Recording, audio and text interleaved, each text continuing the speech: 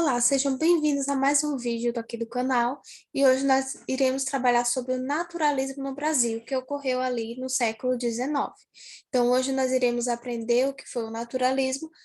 Para quem não viu ainda o vídeo sobre o realismo brasileiro, tem um vídeo bem bacana, bem legal, fazendo uma análise também com relação ao realismo de Machado de Assis.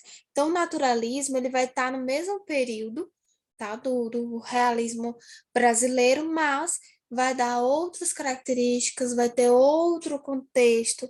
Então, o naturalismo ele vai ser totalmente diferente do realismo, até porque o naturalismo é mais as questões de Darwin, a gente vai ver aí que vai ter alguns pensadores e alguns pensamentos relacionados ao indivíduo. Então, é nesse período que também vai desencadear a filosofia, e nessa filosofia vai influenciar dentro da literatura naturalista.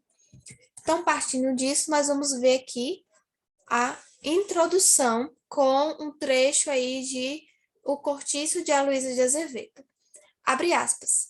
Não era a inteligência nem a razão o que apontava o perigo, mas o instinto, o faro sutil e desconfiado de toda fêmea pelas outras quando sente seu ninho exposto. Fecha aspas. O Cortiço de Aloysio de Azevedo. Então, nesse trecho, a gente já tem uma base do que foi uma característica naturalista, uma característica voltada para o natural, para o indivíduo como ser, e com relação também à seleção natural, ao que seria ao darwinismo, que seria também relacionado ali a questões sobre o indivíduo como ser dentro de uma sociedade, dentro de um ecossistema de levado aos seus prazeres de natureza, né, de homem como ser. Introdução. O naturalismo no Brasil ele teve início ali no século XIX. Entre suas principais características estão o objetivo e a impessoalidade, movimento literário que teve início na Europa com a publicação do livro Germinal, por Emílio Zola. Para quem tiver curiosidade, Emílio Zola foi um grande naturalista, um grande escritor desse período, e ele vai influenciar, de certo modo, na escrita do próprio Aloysio de Azevedo, que vai ser um naturalista aqui no Brasil. Então, o naturalismo ele chegou ao Brasil a partir do século XIX, depois do lançamento de Germinal por Emile Zola. E, inclusive, os naturalistas brasileiros, a gente vai ver que eles tiveram como base a literatura portuguesa para que aglomerasse suas características. Teve uma foi meio que um abrasileamento dentro da literatura, dentro das fases literárias. Então, partindo disso, nós vamos ver o contexto literário. O contexto literário dessa época, ela passou por grandes transformações, como a Revolução Industrial, que aí essa Revolução Industrial fez com que ocorresse uma grande produção, uma grande exportação, e ali começou a crescer o que seria o capitalismo. Nós temos ideia do capitalismo hoje, e o capitalismo ele desencadeou ali as novas ordens sociais, que vai ser defendida por Karl Marx e Friedrich Engels, no positivismo e no determinismo e também comunismo, que é um tema aí focado por Karl Marx e Friedrich Engels para exemplificar o que seria basicamente essas novas ordens sociais. Então vai surgir o comunismo, que é o socialismo de Darwin, ou perdão, o socialismo e o evolucionismo de Darwin. Então vai ter ali o positivismo, que é Emily Durkheim, né, que vai ser o principal produtor da filosofia positivista. Nesse período também, de 1888, vai ocorrer a abolição da escravidão no Brasil. Por incrível que pareça, isso é bem retratado na obra O Cortiço da Aloysio de Azevedo, que a gente vai ver ainda nessa fase naturalista, e ele vai trazer essa questão aí de abolição da escravatura, vai trazer essa questão de que a mulher, o homem e a mulher negro e negra, ela tem que ser livre, né? Então já tinha várias leis, a lei do ventre livre, todas as outras, mas aí só a partir de 1888, com o decreto da rainha, ou da princesa, né, da imperatriz brasileira, juntamente com toda aquela ideia ali que estava surgindo, o positivismo, o determinismo, fundou o que seria a Lei Áurea. né? Então, a Princesa Áurea, ela deu essa libertação dos escravos brasileiros. E também nesse período vai ter a proclamação da República Brasileira em 1889. Então, aconteceu aí uma grande transformação, uma grande reviravolta dentro das teorias científicas lá na Europa, mas também dentro do nosso país com algumas transformações sociais e também econômicas, que é o caso do capitalismo chegando ao Brasil. Características literárias. A gente vai ter aí algumas características principais literárias, como os ambientes, eles são rurais ou periféricos, então vai surgir essa ideia de periferia, essa ideia de rua, essa ideia de que o homem faz parte daquela natureza, e um dos pensamentos que vai nortear o naturalismo brasileiro é a ideia de Rousseau, né? Que ele fala assim, que o homem, ele está inserido naquela sociedade, ele não nasce corrupto, ele se corrompe conforme a sociedade. Então, essa é a ideia do naturalismo, é mostrar que o homem, ele nasce naturalmente daquela forma, mas ele também pode adquirir outras características, outros hábitos, através do movimento ali onde ele está se passando, daquela vivência dele. Então, mostra os problemas sociais, inclusive é a primeira vez que a gente vai ver dentro da literatura as questões relacionadas à sexualidade, tá? A sexualidade vai estar bastante presente, a sexualidade feminina, a homossexualidade também vai estar presente, então vai surgir aí as novas formas de escrever. Temos as classes sociais consideradas de baixo poder aquisitivo, então vai criar ali a parte periférica, que o cortiço, para quem não sabe, é um conjunto habitacional ali onde várias pessoas vivem e ali fica aquela roda ali de pessoas que vivem naquele hall. Então, o cortiço ele vai ser isso, vai ser mostrado a baixo poder aquisitivo que existe dentro daquele local. Então, vamos ver pessoas de várias formas, de vários jeitos, de vários modos de se viver. Então, ali constrói um perfil social dos personagens. Ali a gente vai ver vários personagens, além de trazer uma característica, tá? Que era trazida lá no realismo, que a gente viu que Machado de Assis, ele vai trazer a ideia psíquica, né? De análise psíquica. O naturalismo também não vai ser muito diferente, porque eles vão trazer a questão do análise, o ser como um todo. Análise de pensamento, análise de forma de agir, de forma de falar, de forma de observar. Então, tudo isso vai ser traçado no perfil social do personagem. Né? Vamos ter ali o português, que é malandro, que gosta de dinheiro, que produz muito, que é capitalista, que acaba pegando, roubando, na verdade, o escravo de outra pessoa. E ali começa o perfil social daquele indivíduo.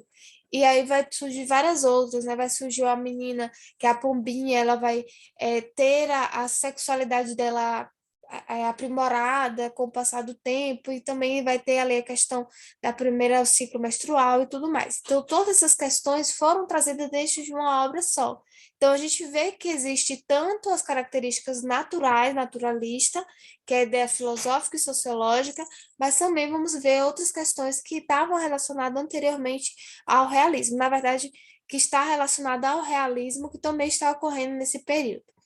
O autor é marcado, o autor marcante é a Luiz de Azevedo, com sua obra O Mulato e O Cortiço. Então, as duas obras são as mais importantes aí que marcou o naturalismo brasileiro, e esse autor aí vai ser um dos grandes e mais importantes nessa fase naturalista que o Brasil se passa.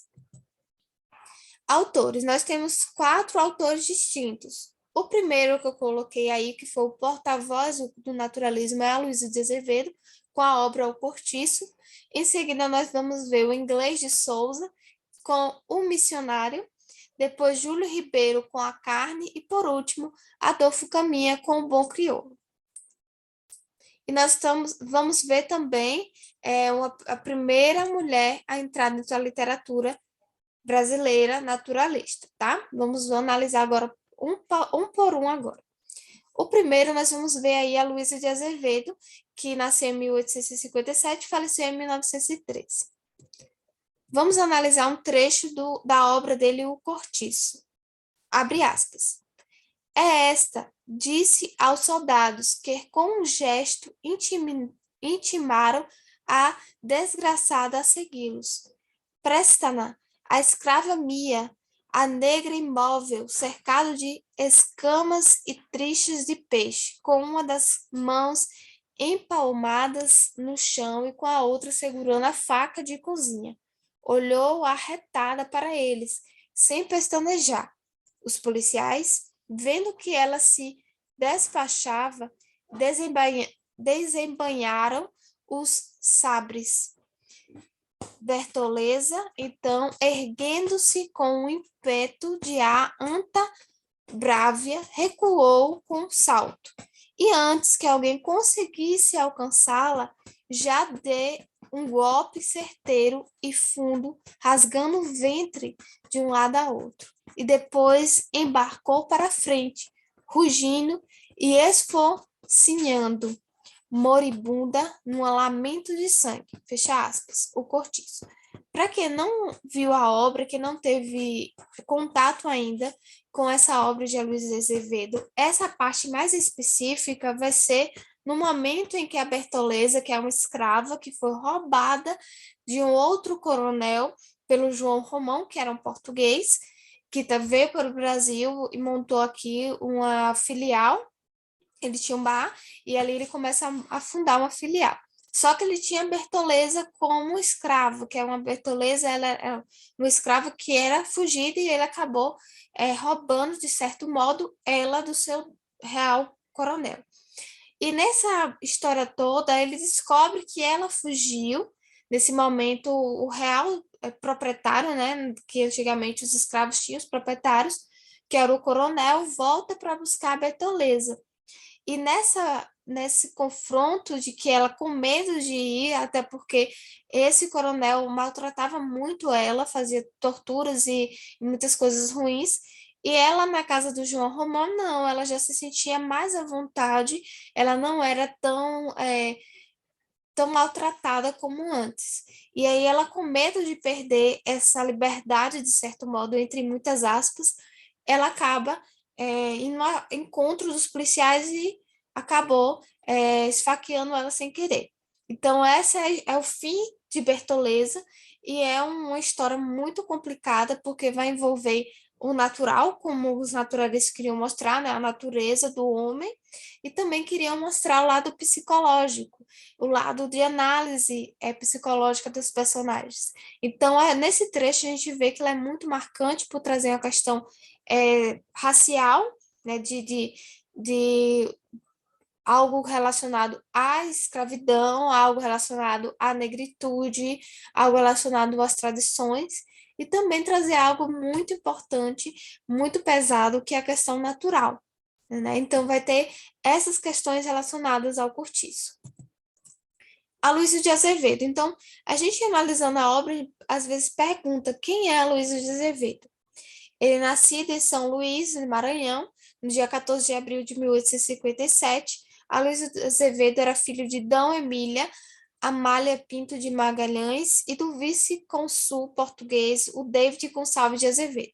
Demonstrou desde muito jovem grande interesse por desenhos e pinturas que levou a mudar-se para o Rio de Janeiro em 1876, a fim de matricular-se no Imperial Acadêmico de Belas Artes.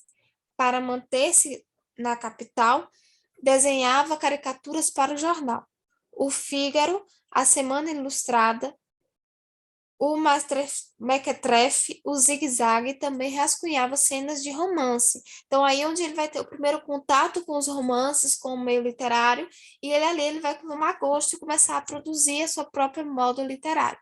Então, Luiz de Azevedo ele foi um dos grandes escritores que fundou aí o naturalismo, uma nova forma de ver a literatura, e ele vai ser de grande notoriedade, grande importância para dentro das questões de letras. E falando de Luiz Azevedo, a gente vai remeter novamente ao Cortiço, que é sua obra principal e que marca o naturalismo. Vamos ter alguns personagens, tá? Se você tiver mais curiosidade, você pode pesquisar mais. Inclusive, tem um filme muito bacana, que é o produzido nesse tema, tá? É um filme bem legal que encontra na internet. Se não me falha a memória, no YouTube também tem esses filmes, tá? De dividir, na verdade, é um filme dividido em várias partes. no YouTube e tem como você ter acesso. Então, os personagens são João Romão, como eu falei, que era um português que veio morar no Cortiço, tinha uma venda e a pedreira também era dele. Bertoleza, que era escrava de João Romão.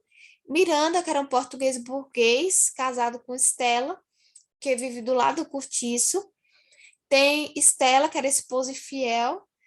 Zumira, que era filha de Estela e de Miranda. Jerônimo, que era um português que admirava a pedreira de João Romão. Rita Baiana, que era uma mulata, sedutora, que gostava de dançar, e ali ela lavava roupa para fora para poder se sustentar. Temos também a Piedade, que era esposa de Jerônimo, que descobriu sua traição com Rita Baiana. Tem o Firmo, que é amante de Rita Baiana. A Pombinha, que é uma moça bonita, discreta, educada, e aí ela vai se envolver aí com Leone. E temos também o Libório, que era um habitante miserável e solitário do cortiço, vivia como um mendigo. Então ele era bem, vai ser retratado bem com um forte índice de marginalização. Tá? Todos esses personagens eles vão ser marginalizados dentro da literatura. Então, a gente vai ter os primeiros contatos do que seria a marginalização trazida e ressaltada lá no modernismo. Quando a gente estiver passando por lá, vocês vão lembrar que essa escola literária foi a primeira a trazer os marginalizados. Análise da obra, temos outro trecho, vamos ler. Abre aspas. João Romão foi, dos 13 aos 25 anos, empregado de um vendeiro que enriqueceu entre os quatro paredes de sua suja e obscura taverna nos refúgios do bairro do Botafogo. E tanto economizou do pouco que ganhava nessa dúzia de anos, que ao retirar-se o patrão para a terra, lhe deixou em pagamento de ordenados vencidos, nem só a venda com que estava dentro, como ainda um conto e 500 em dinheiro. Fecha aspas. Então aí a gente percebe que existe um personagem que ele vai se enriquecer através da falência do seu patrão e ele acaba adquirindo esse esse estabelecimento, né, como forma de pagamento, que é o João Romão. Ele é um empresário e a gente vai ver as questões capitalistas, a questão de Karl Marx, né, do socialismo de Karl Marx dentro da literatura naturalista. O Cortiço, como eu falei, tem um filme dirigido por Francisco Ramalho Júnior. O filme se chama O Cortiço. Ele foi publicado, ele foi produzido em 1978 e é baseado na obra de Aloysio de Azevedo, tá? Então é bem bacana, bem interessante vocês terem acesso, até porque é um filme bem divertido, ao mesmo tempo é um filme que faz você refletir bastante sobre as questões sociais. Nosso segundo escritor é o Inglês de Souza. Nasceu em 1853 e faleceu em 1918. Temos aí um trecho, né, uma citação dele. As mulheres trajavam saias e camisa da mesma fazenda de algodão, sendo somente as saias tintas de murici, e sobre os amplos peitos morenos destacava-se a cruz de duas cores que distinguia os cabanos inimigos dos maçons e dos portugueses. Então, a gente tem uma base aí do que seria uma descrição de uma mulher, né, de uma sociedade naquela época. Estamos falando de uma mulher da burguesia ou estamos também falando de uma mulher que não é da burguesia. Então, quando a gente está falando naturalismo, não tem mais essa distinção de burguesia e de que não é, tá? Então, vai ser trazido toda a sociedade como um todo, não vai trazer uma distinção de sociedade, mas vai trazer aquela questão da sociedade como um todo, independente de sua classe social. Inglês de Souza, ou também conhecido e batizado como Herculano Marcos Inglês de Souza. Advogado, foi professor, jornalista, contista, romancista, nasceu em Óbidos, no Paraná, em 28 de dezembro de 1853, e faleceu no Rio de Janeiro, aos 6 de setembro de 1918. Foi o introdutor do naturalismo no Brasil, mas seus primeiros romances não tiveram repercussão. Tornou-se conhecido como o Missionário de 1891, que, como toda sua obra, revela a influência de Zola, né, de Émile Zola, que era um naturalista português.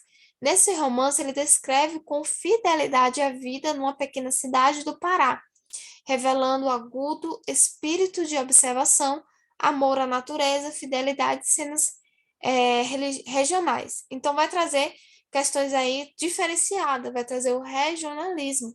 Questões, né, de regionalismo, de variações linguísticas também vai estar presente.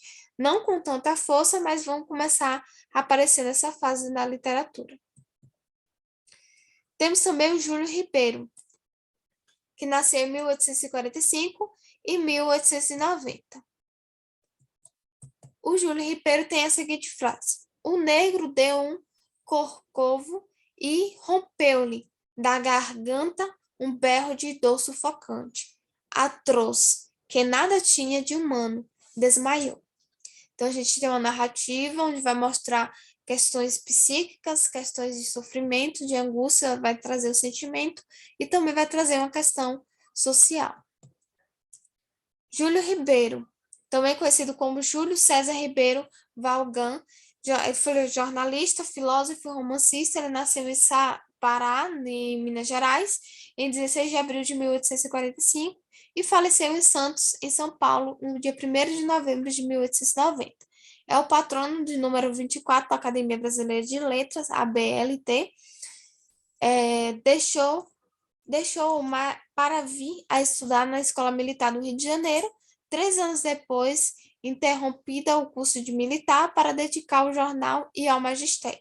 Então, aí ele vai ter contato com a língua diferente, né, que é a língua latim e a grega, e aí nesse meio período ele acaba se dedicando às letras por completo. E ele vai entrar e vai fazer parte também da classe naturalista. Temos Adolfo Caminho, que nasceu em 1867 e faleceu em 1897. Temos aí um trecho da sua obra. Nesse tempo, os negros fugidos aterravam as populações de um modo fantástico. Dava-se caça aos escravos como aos animais, de espora e garucha, mato adentro, saltando precipícios, atravessando rios danados, gargando montanhas. Logo que o fato era denunciado, aqui deu rei, enchia-se as florestas de tropeu, saía estapefadas pelo sertão nos claros estranhos, medindo pegadas, assolando cães, rompendo cafezais. Fecha aspas. Nós vamos trazer temas importantes como a questão da escravatura, questões capitalistas, questão ainda do período de naturalismo, né, de natural positivismo, mas também vamos ter aqui negro fugido. Então, vamos trazer aqui uma coisa que realmente acontecia naquela época, por se tratar do período ali da escravocrata, né, em período escravocrata brasileiro. Então, a gente vai ter a noção aí do contexto histórico junto com as questões de característica naturalista. Temos Adolfo de Caminhas, foi um escritor brasileiro, um dos principais representantes do naturalismo no Brasil.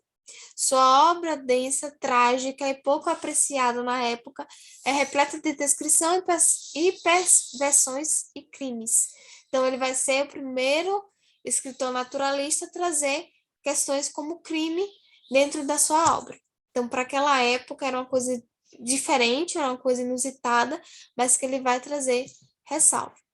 Então, nós finalizamos por aqui o nosso vídeo. Nosso próximo vídeo, a nossa próxima classe literária, será sobre o parnasianismo, que teve aí grandes inspiradores, grandes pessoas que fizeram parte do parnasianismo. Então, eu espero que esse vídeo tenha contribuído para o seu enriquecimento, para os seus estudos com relação à literatura, e a gente se vê no próximo vídeo sobre o parnasianismo. Até lá!